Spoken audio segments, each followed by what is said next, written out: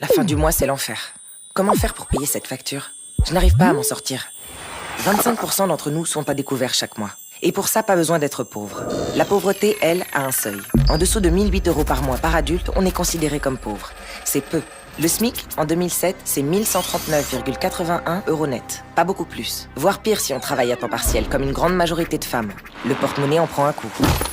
Du côté des actionnaires, par contre, ça roule. Le portefeuille est blindé, ils voyagent en jet privé de plus en plus loin, de plus en plus haut. Les actionnaires sont au 7e ciel et leurs profits s'envolent.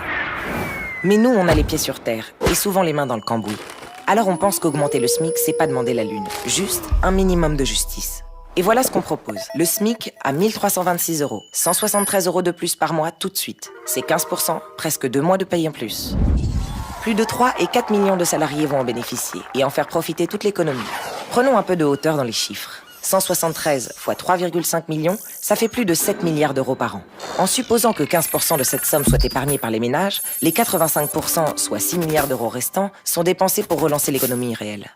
C'est par là que commence la relance de l'activité, qui va remplir les carnets de commandes. De l'argent qui, au lieu de s'envoyer en l'air, atterrirait ici, sur Terre, loin des actionnaires.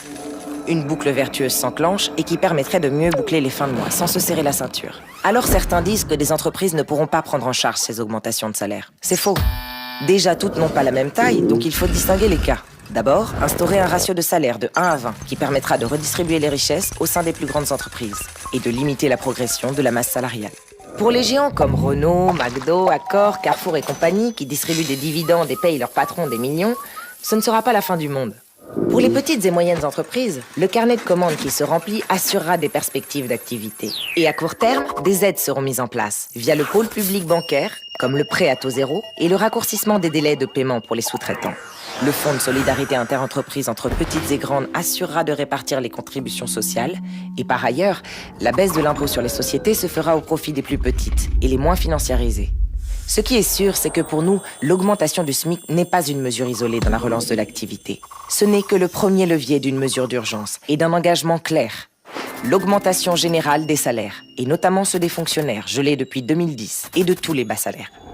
Dès la première année de son mandat, le gouvernement organisera une conférence nationale avec les partenaires sociaux pour revaloriser l'ensemble des salaires et instaurer le principe d'un revenu maximal fixé à 20 fois le revenu médian, soit environ 360 000 € par an.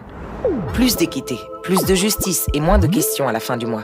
Parce que notre travail produit de la richesse. Parce que nos salaires produisent de l'activité.